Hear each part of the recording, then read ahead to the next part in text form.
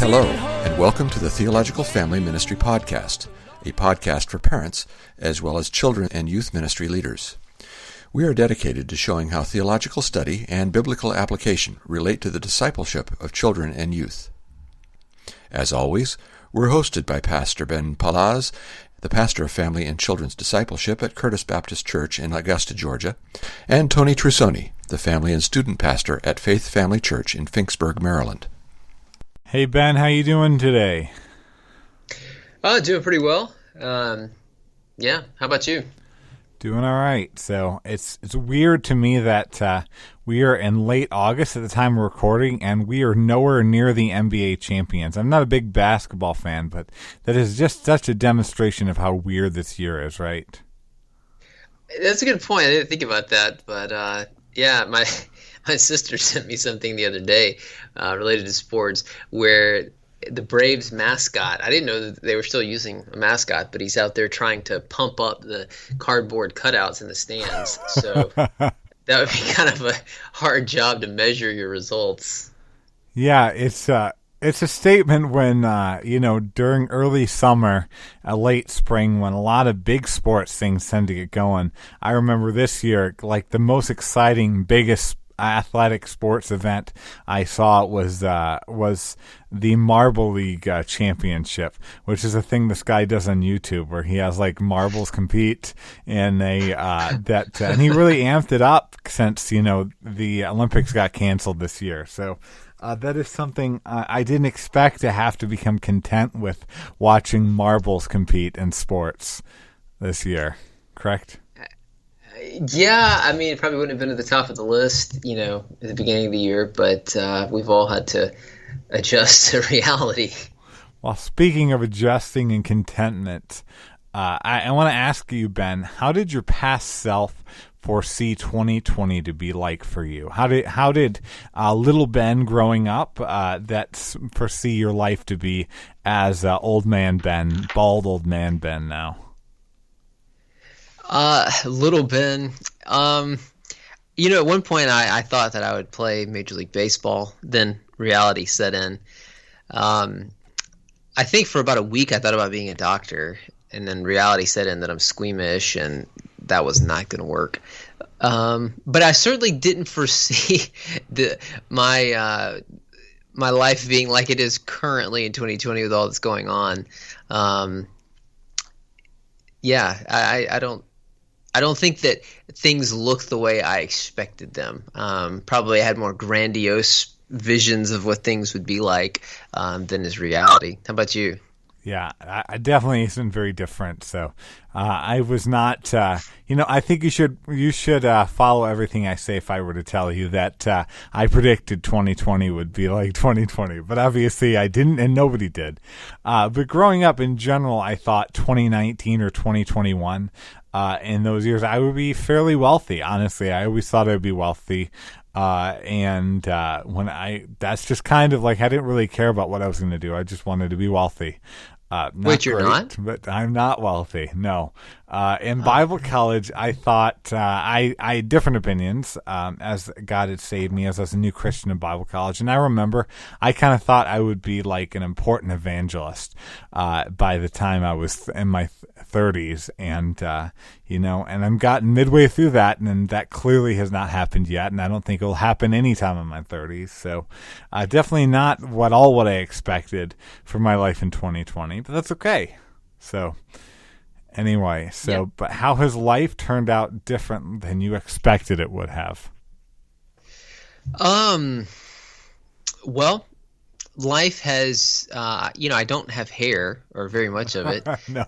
I didn't foresee that one coming. And I actually did one of those, DNA tests recently, because it was given to me as a gift.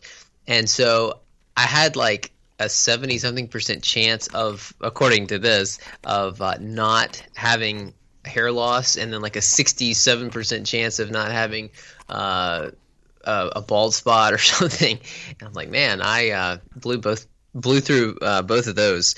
But more seriously, I think life's just harder than I expected. I remember my dad telling me when I was a kid about the difficulties of being an adult and the responsibilities. And I was in middle school or high school, and I said, Dad, you make it sound like it's awful and there's just no fun. And he said, well, there is a lot of stress you have to deal with, a lot of responsibilities. I mean, I certainly have joy in my life, and joy from the Lord and joy in circumstances. But life is it's more challenging, and I think some of it because I grew up in a godly home, and there was a good bit of stability there and stuff. And so there were things that I was shielded from that maybe others who didn't have those blessings, they had to reckon with earlier in their lives. But I think that's probably the thing that stands out most. How about in your case? Yeah, so I'd say, like, in terms of, like, even career, like, it's interesting because, you know, we have to be careful of thinking careers in the sense of like, a secular career, because what we do is, in some ways, different. Brothers, you're not professionals. That's true. Yes. And, but you know, I remember as a young Christian, I thought I was going to be some hot shot. And part of it was because I listened to and watched the hot shot preachers, to get my growth, which was not always good. And instead, you know, I've had a fairly ordinary ministry and, you know, in some sense, you know, for lack of a better term, lowly, you know, as I've seen, you know, people that are younger than me go into more prestigious type of ministry positions. I love the position that I'm in for the glory of God. I didn't expect that. My life's turned out different. Instead of the wealthy life, I live in a split level older home, and you know, it meets our needs. But I didn't anticipate that, and I'll say God has blessed every part of this. So God has blessed all of it, but definitely was not what I expected by any stretch of the imagination. Yeah, I think, I mean, that would share a lot of this. And I had visions of you know, grandeur, even as a believer. But I mean, probably a little earlier than you, I had a sense of going into ministry. But yeah. So I want to talk about then, with seeing how, you know, our lives did not turn out as we anticipated them, and I suspect almost all the adult listeners would say that, you know, there's only there's only one president of the United States, and many people have dreamed that they would become the president. Not a lot of people have gone into space, and I'm sure a lot of people listening probably dreamed they would as a kid, right? Yeah, and there's a whole lot of people that wanted to play pro sports, and there's a tiny fraction that actually have. Yep, and a whole lot of them wanted to have hair, and there are people like you that don't. I know. Dream shattered. Exactly. So then what is contentment, Ben? Well, it's being satisfied with the Lord and what He's provided, whether that's materially, situationally, physically, with your health, relationally. You could just expand that. It's not edging for more or for different. It involves not complaining. It's trusting God's goodness in the middle of the circumstances that you find yourselves. That's, I guess, not the most concise definition, but I think that touches on a lot that's involved. No, I think that's great. So I think it's interesting because I think our world has a very different definition of it. And I was doing some research for this podcast, and oftentimes contentment is seen as like kind of settling, or just being fine with it how it is. Like, you know, you don't like it, but, you know, whatever. Is kind of like, it's a loosely negative term, I think, contentment, which is not what contentment is meant to communicate at all. Contentment isn't about settling. Instead, I think a lot of what you said is so true, but really I think that it's trusting that what God has given us is good and right. And I think that's what and whether it be in our house, whether it be in our jobs, whatever God has allowed us to have, has given us, is good and right for us. It's what we need. It's what we benefit from in this situation. It's not to say that's all we'll ever have, but it's to say that, you know, we know that God's going to work in this, and this is plenty in a lot of ways. I think a great passage in the Bible that talks about contentment is a famous one, Philippians 4:10-13. I rejoice that in the Lord greatly, that now and at length you've revived your concern for me. You indeed concerned for me, but you had no opportunity. Not that I am speaking of being in need, for I have learned in whatever situation I am to be content. I know how to be brought low, and I know how to bound. In any and every circumstance, I've learned the secret of facing plenty and hunger, abundance and need. I can do all things through him who strengthens me, which that verse is never taken out of context, right, Ben? Of course not. No, it's not like used by athletes. I can win this sports game. Yeah. Oh yeah, it's so annoying when you see it. Anyway, so context, people. So that's right. Do you think, Ben, that we live in a noticeably content country? And why, if not, why are Americans so discontent? No, definitely not. Our culture is craving for more.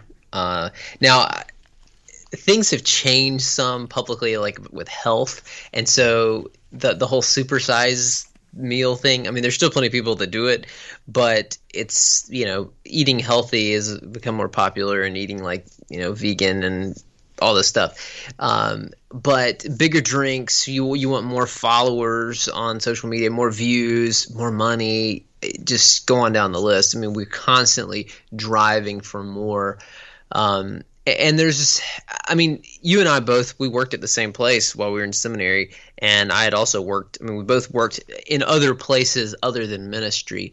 And something that bothered me was this mentality that you always have to improve, you always have to be better. And I understand for your business to continue, you do need to seek to grow it, because some of the streams of income may dry up, and so you want to be prepared for that. But it was almost this, to me, it just seemed unrealistic. It's like, yeah, we're always going to get better, always going to improve.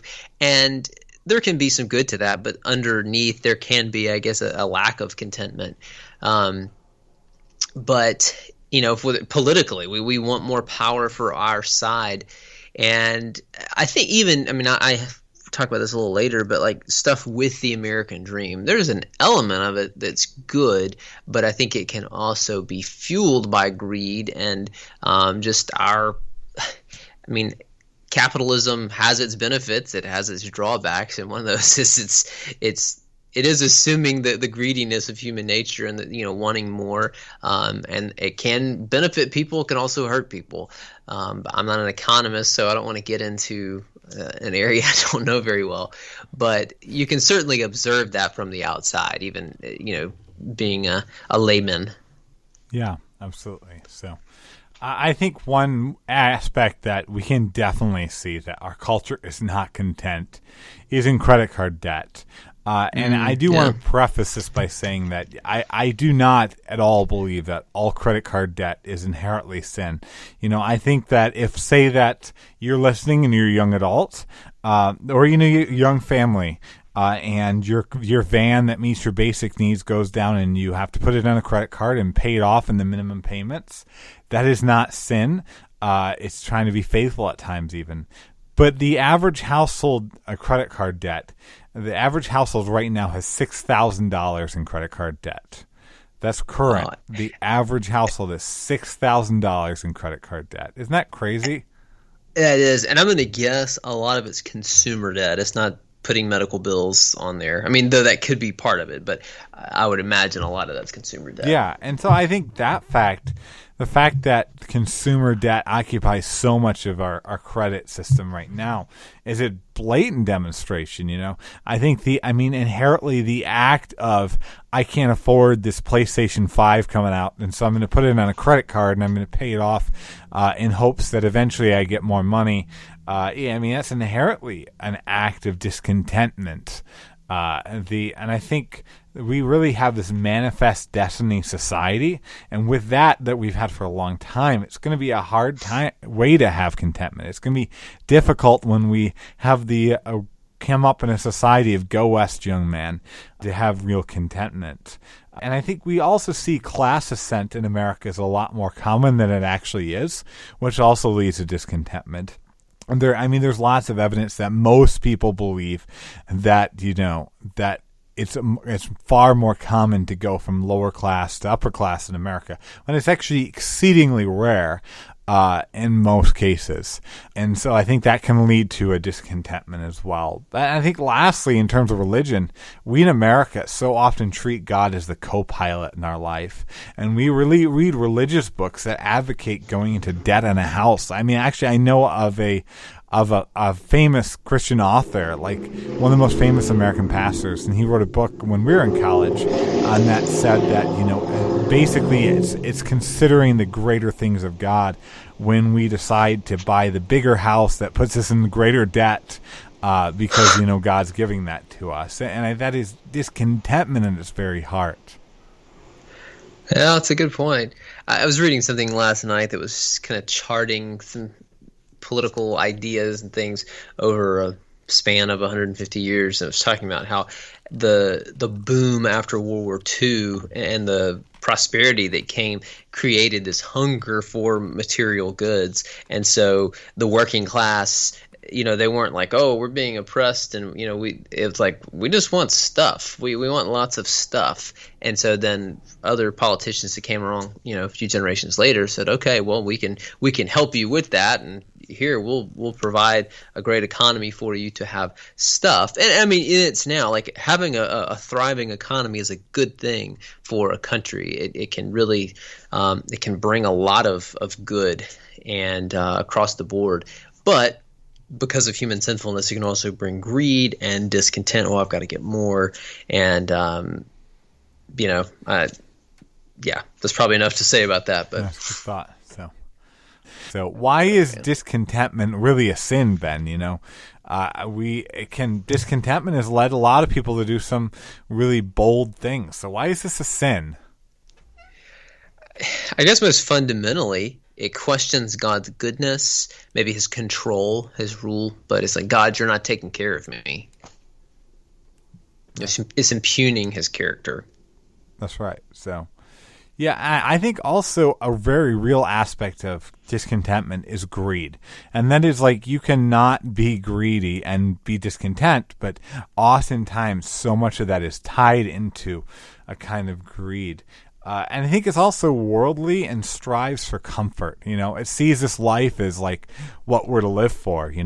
It feels like our satisfaction is in something other than Christ. And then I think it spits in the face of God's good gifts, which is a lot of what you were saying. Yeah, and that's a hard line. I mean, that's something I struggle with because God did give us bodies. And First Timothy talks about he's given us all things for us to enjoy and to receive with thanksgiving. And then yet we're not to lay up our treasures here. And so how you navigate through that. I mean, I think there are matters of conscience. And I read a Piper quote recently. Somebody else was quoting him in a book, and it was talking about our relationship to money and possessions. And it said, just because you can't tell the exact difference between dawn or night and day, you can tell when it's midnight. Like, knowing when is too much. And I think that there's wisdom to that. You can look at some things and go, yeah, I think that's probably excessive, but it's not always that clear. And so that is a hard line to. I think you have to evaluate your motives and hold it up against the word. Now, I'm going to get very early 2000s Disney Channel here, Ben. Isn't ambition a good thing? Shouldn't we settle for nothing less than our dreams, Ben? Of course. I mean, just follow your dreams, shoot for the moon, you'll land among the stars or whatever. Well, I will say, ambition can be a good thing if it's aimed at the right kinds of things for the right kinds of reasons. I mean, it was Paul's ambition to go to Spain with the gospel. That's a good kind of ambition for the right kinds of reasons. I mean, he was concerned about God's glory, concerned about sinners being saved. And even, I mentioned the American dream a minute ago, it might be a little bit okay, but often, or even usually, it's about building our kingdom here and now. And, you talk about the manifest destiny stuff, and we really romanticize a person chasing their dreams, a dream job, dream home, whatever. The thing is, most people don't realize their dreams. I mean, you said at the beginning, most adults listening to this, their adult life looks differently than what they imagined it would, almost certainly. And so I think it is coming to terms with reality. We live in a fallen world, and often our dreams, our eyes are bigger than, kind of like our eyes are bigger than our stomach. We hope for and desire more than we're actually able to realize. Yeah. I'll just add a couple things. I definitely think it's okay to work hard, and really have that kind of ambition and strive and work hard at your job or whatever within reason. But it's not okay to obsess and find satisfaction in this kind of ambition. So I think this mentality that our culture really, and a lot of teens and kids come up in, this settle for nothing less than our dreams mentality. And one, it's unrealistic, as you said. Again, very few will become president. Very few will go to the literal stars. By the way, I've always thought that's such a ridiculous statement. Shoot for the moon, you might reach the stars, Learn a little bit about space, people. But anyway, this settle for nothing less than our dreams shows us that we live for us, not Christ, which is a huge problem and kind of at the core of discontentment. So I hope that the main thing you guys don't get from this is be more accurate in your scientific metaphors. But anyway. Well, I was thinking about it. There is actually, if you miss the moon, there's no friction to hold you back. And I guess if you get caught up in the gravitational pull of another planet or something, but it'd take you a long time to get to the stars. So you might be drifting aimlessly for a while. Yeah. That strikes me as odd. That and the it's always darkest before the dawn statement. Like, it is absolutely not darkest right before the dawn. It is darkest in the middle of the night. Yeah, it's a matter of perspective, I guess. Relative. I guess so. All right. Is the thing we hoped for ever enough for the discontent Christian? No. There's always something else. The quote, I think it was John Rockefeller. He's just enormously wealthy, and he was asked, when would it be enough? And he's like, just one more dollar. Say you want a spouse. Well, you get that spouse, and you're like, wait a minute, they got some problems. If we just get a child. You get a child, and then the child is disobedient, or the child has health issues, or the child is just hard. Well, then if we just get another child that's more obedient or easier going, the job. Well, okay, man, people I work with are lousy. My boss is an idiot. You could multiply examples. And I think probably everybody listening could look back on their life and identify those kinds of things where you got the thing you hoped for and it didn't turn out to be quite what you had hoped. And so it just never will satisfy. Because, again, it's things in a fallen world, and so they're going to disappoint. Yeah. And I'll add, I think the funny thing is the more you have, the higher we raise the definition of a necessity. And I think I've seen that in my own life, as I've kind of, we're not wealthy by any stretch now, but, we were broke in seminary, and and the definition of need that we had there was a lot lower than their definition of need that we often have today. And I'll even say, like, my own self, like, as an example of this too, is, the idea of discontentment just moves the bubble further down.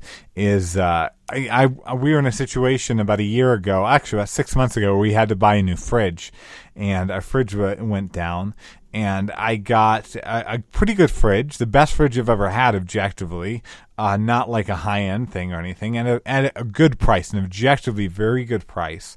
But afterwards, like a couple weeks later, I saw a better fridge at the same price, and slightly better. And, and I was kicking myself and discontent and like upset with my decision. And it's how silly that is, because objectively God gave me a good deal, and I don't have to be feeling my fridge isn't good enough now that now that there's another option on the table. Yeah, that's a good real life illustration. Anyway, but what does our discontentment say about our theology, Ben? I think it says that we think we could do a better job than God at taking care of ourselves. We're wiser, we're better, we're more generous, more gracious, whatever it is. And so we know what we need, and, we would take care of these things. And so, it just shows a lack of trust in him, and believes lies about him. Yeah. One thing I'll add, it might seem weird, but I think it's kind of bad eschatology, The Egyptians would bury their pharaohs with a bunch of stuff, all the best stuff that they've accumulated, and basically they thought they'd take it with them. And I don't think anybody believes that if they buy a jet ski, they get to have it in heaven. But I feel like we act as if, the stuff that we have is lasting, and we focus on these things that are perishing. And so in a way, it's a bad eschatology, a bad theology of the end times, because we live as if, this is the ultimate period of our existence, when we're envying things, when we are full of greed and we're discontent, when in reality, the thing that we don't have, we don't have that for a very short period of our existence. In 10,000 years, the majority of our existence will have been in perfect paradise. And we act like that's not the case when we're discontent. Yeah, that's a really good point. We're supposed to lay up treasure where, it can't be taken away, it can't be ruined, but the jet ski will break at some point or run out of gas or whatever. Although jet skis are delightful, so anyway.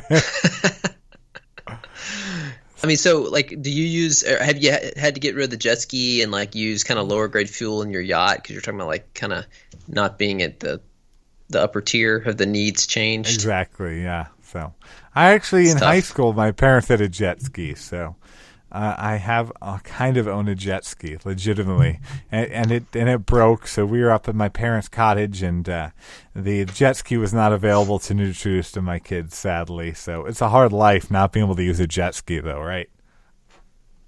Man, it's out there suffering. I know, really. So what is the secret to contentment, other than understanding we don't have to have a jet ski? Well, you see, I've written a book about that, so you're gonna have to buy the book to find out. You're gonna see my face all over the place. No, you quoted that passage read the passage from Philippians 4, and Paul uses the word secret. And as I understand it, the secret is being joined to Christ, union with Christ, who strengthens us, he meets us, he satisfies our souls. And so we're looking to him. And again, we need the Lord, but God has created us with other needs as well, and he will meet those needs. But ultimately what we need most is we were made for God. We were made to know him, to love him. There was a quote I found related to this from a guy named Eric Raymond, and he said, "Contentment is the abiding amen of our joy. It speaks in the present tense, saying, I am tasting and I am seeing that the Lord is good." And that doesn't say, well, I've got all the things that I want, or even the things that I feel that I need, or that maybe there is some lack that the Lord would have you have for some time before supplying that need. But that it's a focusing on the Lord and his goodness. Yeah, that's great. So I don't really have much to add on that. I think you really nailed that one. So how do parents pass on discontentment rather than contentment sometimes? Hopefully, if I nailed the answer, hopefully I can nail it more in my own life. But parents, one way, I think, by modeling it. It's obvious, but if we're complaining about our house, about our job, complaining about the kid's teacher, about the church, the pastor, the boss, the car, money, just the number of things that come across our plates, and that we could be dissatisfied with. I think, too, if we encourage them to be overly or wrongly ambitious in the things that they pursue, it could train them to be discontent in their lives. What do you think? Yeah. So I think that's a lot of good stuff. So I definitely would agree that lacking gratefulness for the imperfect stuff we have is a huge way that we can fall into that. And I think even we've got some mild electrical issues with our van right now. And the way that sometimes I complain about around our kids is not probably helpful for them growing in contentment. And I think then the other way, though, can be I've actually known of cases, I've interacted with people that have talked about some lavish things as kind of the goal and as what they find satisfaction in. So perhaps, you're listening and, you guys make sure that you guys have a lavish vacation every year. And you see that and you build in your family that, this is our way out. This is kind of like our hope. This is what we need. We need this. And we're devastated if we don't get to have it because of COVID or whatever. I think these kind of things, even setting up lavish parts of lifestyles rather than sacrificial life, can set a standard of kind of living for the easy life, the good life, as people like to talk about. So I think sometimes maybe buying the bigger home with a longer commute to church or even longer commute to your work so that you get less family time can be a way that we pass on discontentment as a very practical thing. Yeah, I like that. Now, how can parents have godly contentment in regards to their children and their future of their children? I think first they need to remember and take confidence that God loves your child, more than you, and that their life is in His good hands. His good purposes will stand. That doesn't take away our responsibility to teach them, and we all have hopes and dreams for our children, which should be guided by God's word, God's priorities, that they love Him and that they love others as themselves. They live for His glory. That would be chief, and not, well, I hope they become a CEO or a famous musician or X, Y, or Z. But it's the things that matter most to the Lord. But that His purposes will stand in their life, and then pray for it and work to cultivate a spirit of contentment rather than discontent, because the kids are naturally going to be discontent with time. So you have this in one of the things, but just the habits we have in our home and that kind of thing. What do you think? Yeah. So those are some good perspectives on that. So I will add that I think you decide that you would be just as honored with a godly gas station employee as your son or daughter as you would be satisfied in having a godly CEO for a son and daughter. And I think that's easier said than done. But that is one thing I feel like it's so easy, and this ambition when applied to our own kids is just rampant sometimes. Don't you feel like that, Ben? Oh, it is, definitely.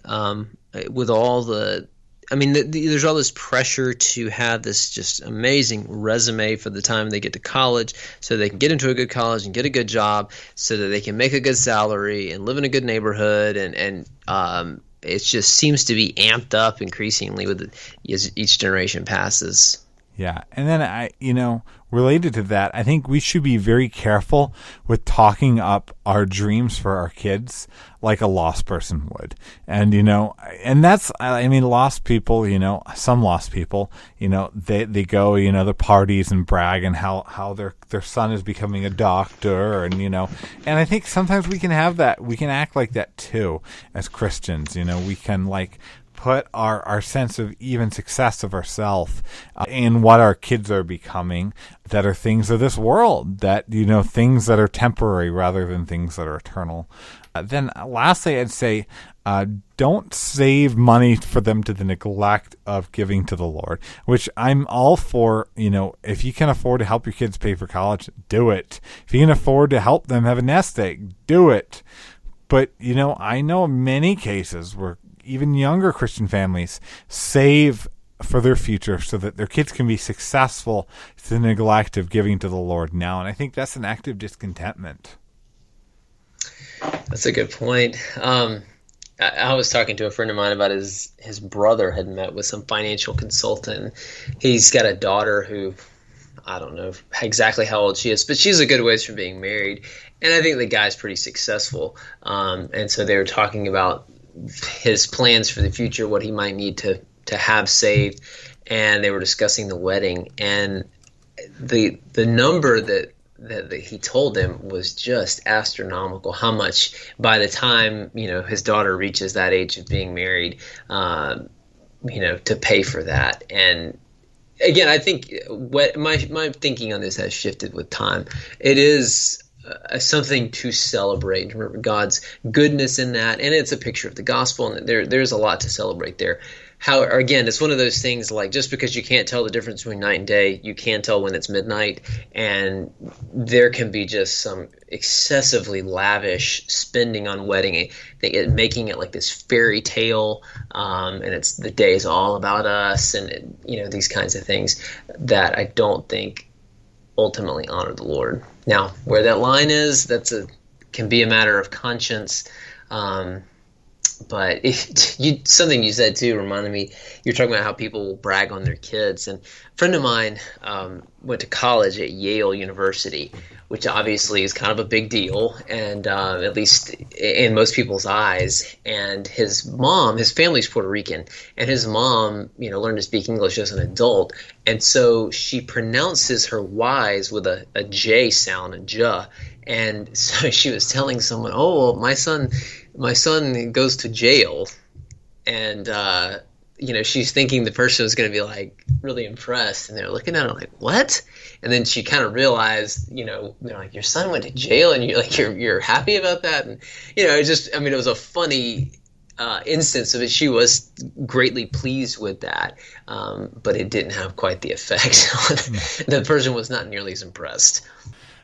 Before the next question, I actually do want to add to this that I wrote this discussion guide well before I'd even heard of this book, but just yesterday our family got a copy of a book that I think is really related to this and especially helpful for young parents in navigating this specific area of contentment. It's called Wherever You Go, I Want You to Know by Melissa Kruger, and I want to highly recommend. I might even put a link for it in the show notes so people can buy that. I think that's a hugely helpful resource in developing contentment and right priorities with discipleship of our own kids. So, have you read that yet?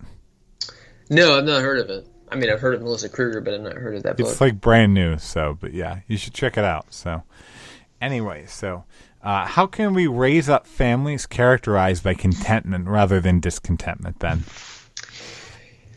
I think I mentioned, some of those habits that we can have, our practices together, kind of the culture of our family, but cultivating thankfulness.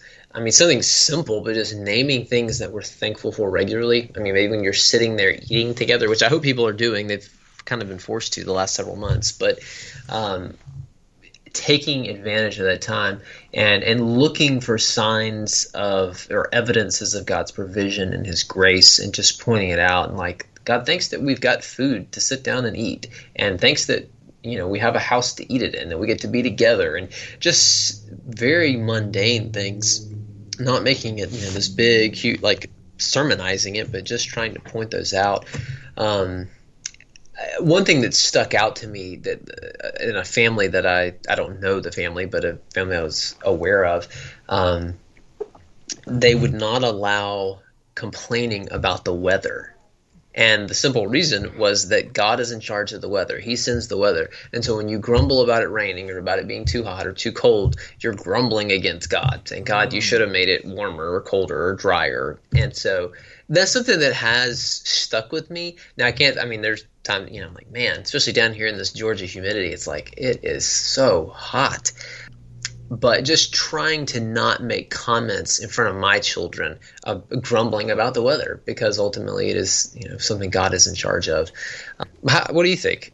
No, those are some great perspectives. So I've got three different things. So I think first, get to know content Christians across classes and statuses. And I think that's one way that you can build in your kids' contentment, that your contentment is not rooted in getting a certain amount of money. And so this can mean even when you're church, finding somebody that's a different financial state that loves the Lord and is content in the Lord, and get to know those people, because oftentimes in churches It said that Sunday is the most segregated day of the year. It's probably true. I suspect that Sunday is likewise as segregated by finances. Rich families hang out with rich families and poor families hang out with poor families. And that's not helpful for raising content Christians, kids. But maybe even a mission trip is helpful for this. I can testify myself. I remember seeing a family. We went mission trip to a poor part of Mexico, and this family that we got to stay with, they were like thankful for all they had, and what they had, like, I would have felt embarrassed to have at that time. And they were contented and trusted in the Lord, and I think that was really good for me. But another way is, like a couple that we also know, that actually the husband just went on to be with the Lord, an older couple that was at my wife's home church, that they kind of have a reputation of using their plenty for hospitality with humility. And so that God has blessed them with a lot, and they don't use their a lot to have lavish vacations, to relax on the beach. They use what they have, so that they can house missionaries they've done, so that they can really bless people in really exuberant and amazing ways. And I think that doing that when you have kids, using your plenty to bless other people, is going to be a great way to build contentment. And lastly, I'll say, confess your discontentment when you're discontent around your kids. Like, own it and explain to your kids why it's foolish of you. Yeah, that's really good stuff. So the last question is, how do churches help the next generations grow in contentment? Well, I think they start by teaching the parents about being content, because the parents are going to set the tone for the home. And I think, with our kids, we are climbing an uphill battle. Now, I mean, small children some are maybe more naturally content, some are more naturally discontent, just like some people struggle more with lying than others. I mean, we're just all wired differently in the ways that we are tempted to sin. But if the parents are learning to be content, that's going to help as they pass it on to their kids and influence them.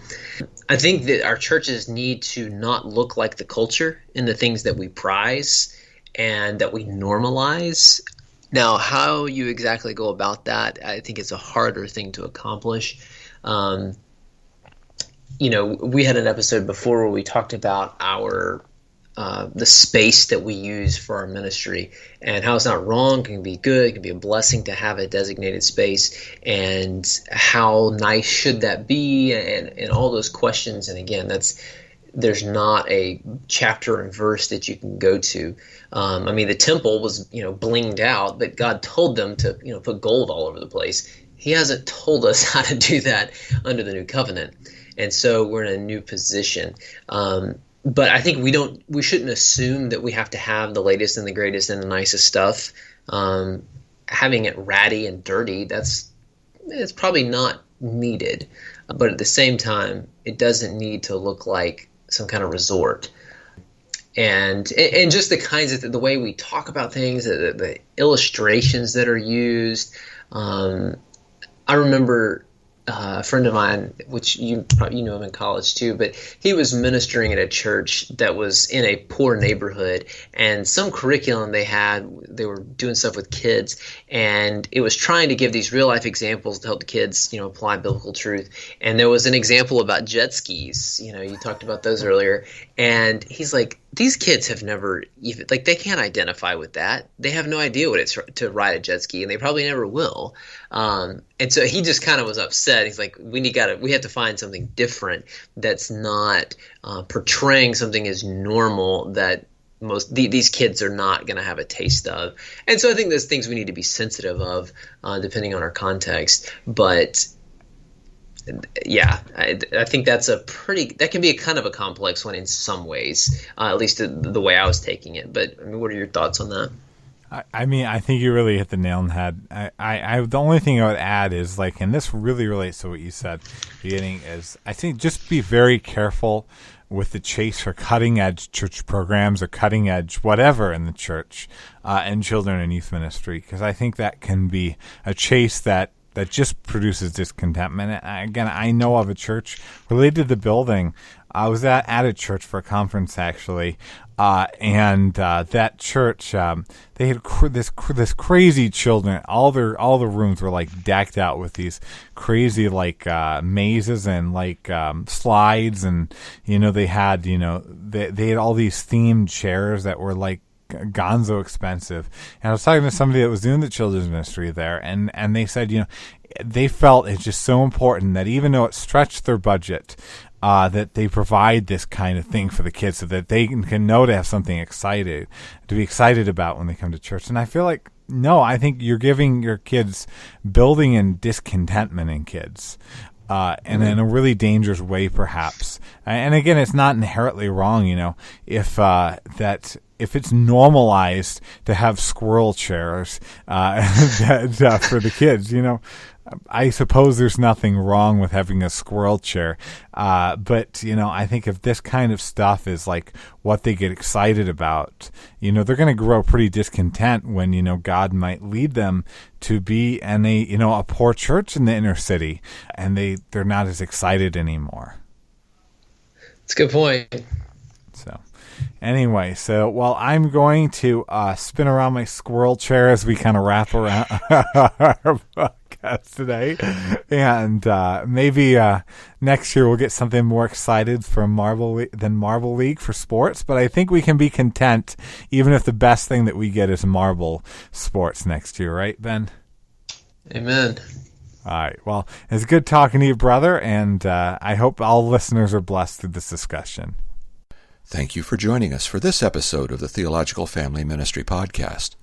If you have enjoyed this episode, please give us a review on iTunes and share the podcast with your friends on social media. All new episodes are available to listen to on Stitcher, SoundCloud, YouTube, Spreaker, and iTunes. We hope you have a great week, and join us again every first and third Thursday.